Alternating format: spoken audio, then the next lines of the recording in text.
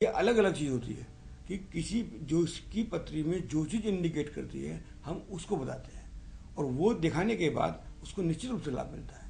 तो सर अगला मेल ले लेते हैं। अगला मेल जो हमारे पास आया है वो विनीत जैन जी के पास आया है और इनका जो जन्म तिथि है वो है 1 मार्च 1984 और इनका जन्म का समय है सुबह के 11:10।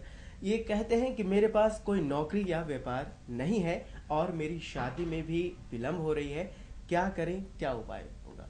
विनीत जैन जी, जैसा कि मैं देख रहा हूँ कि शादी में अभी थोड़ा विलम्ब है, हालांकि आपकी एज 29 चल रही है, फिर भी अभी कुछ विलम्ब है।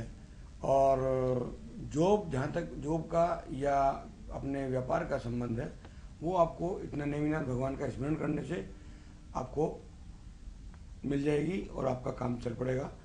मुझे लगता है कि महीने 15 दिन में आपका काम कुछ ना कुछ आप डिसीजन ले लेंगे कि जो भी आपको करना है, तो जॉब करनी है या कोई व्यापार करना है।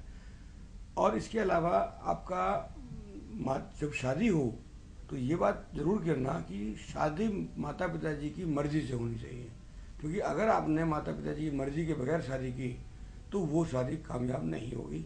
ये आपकी पत्री के अंदर दोष है। इसका कोई उपाय भी नहीं है कि हम कहें कि नहीं आप कर लें।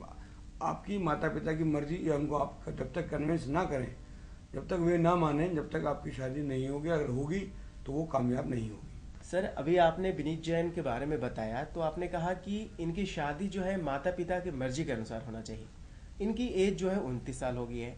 अगर इन्हें कोई लड़की पसंद आ जाती है और उसमें माता पिता की जो पसंद है वो नहीं मिले तो उस समय क्या इन्हें करना चाहिए? क्या वो सही डिसीजन लेना होगा इनका कि उसी लड़की से शादी करें?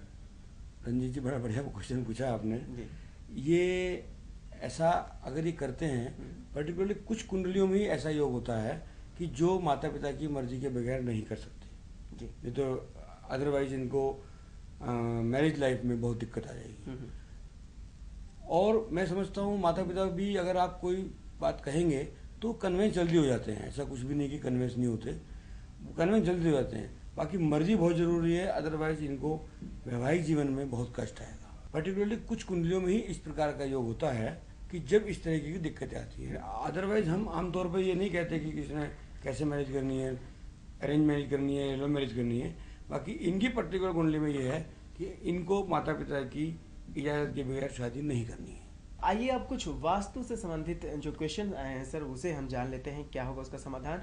अशोक कुमार जी जालंधर से मेल करते हैं और ये पूछते हैं सर कि कमरे में 5 कोने हैं। इनका कहना है क्या ये वास्तु दोष है? अगर वास्तु दोष है तो क्या है इसका उपाय?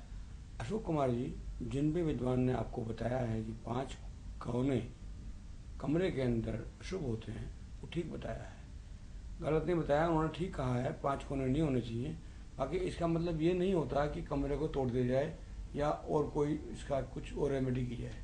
इसके लिए बहुत सिंपल सा उपाय है कि आप 3 कोने की एक मेज या स्टूल टाइप का लगा लें और वो एक कोने में लगा दें तो ऑटोमेटिकली वो 6 कोनों में कन्वर्ट हो जाएगी। तो लिहाजा जो 5 कोने का दोष है, अगर हम एक कोई 3 कोने का स्टूल या कोई चीज ऐसी जो भी हो, फूलदान वगैरह टाइप का हो, वो किसी भी एक कोने में लगा लेते हैं तो ये दोष समाप्त हो जाता है और आपको कमरे को डैमेज करने की या तोड़ने फोड़ने की कोई आवश्यकता नहीं रहती और आपको पॉजिटिव रिजल्ट आने शुरू हो जाते हैं। तो अशोक कुमार जैन जी, आपने देखा कि आपको क्या करना है। ये दोष है, वास्तु दोष है, लेकिन जो उपाय आपको बताए गए हैं उसका पालन कीजिए, आपको लाभ मिलेगा। सर अगला वास्तु से ही संबंधित क्वेश्चन है। ये मोहित जैन जयपुर से मेल करते हैं। इनका पूछना है कि हमारा ईशान कोण बड़ा है, क्या करें, क्या ठीक होगा? मोहित जैन जी, जैसे कि आपने लिखा है कि ईशान कोण बढ़ा हुआ है, ईशान कोण यदि बढ़ा है तो ये तो अच्छा माना जाता है।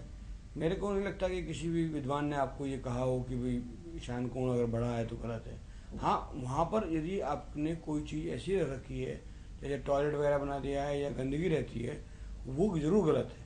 वहाँ उस एरिया को आप साफ सुथरा रखिए और वहाँ पर कोई बहुत ज़्यादा गंदगी, झाड़ू वगैरह नहीं रखिए।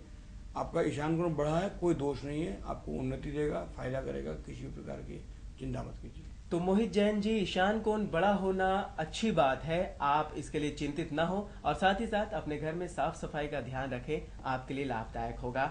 सर आप हमारे इस कार्यक्रम में आए और हमारे दर्शकों का मार्गदर्शन किया, उनकी समस्याओं का समाधान किया, आपका बहुत बहुत धन्यवाद।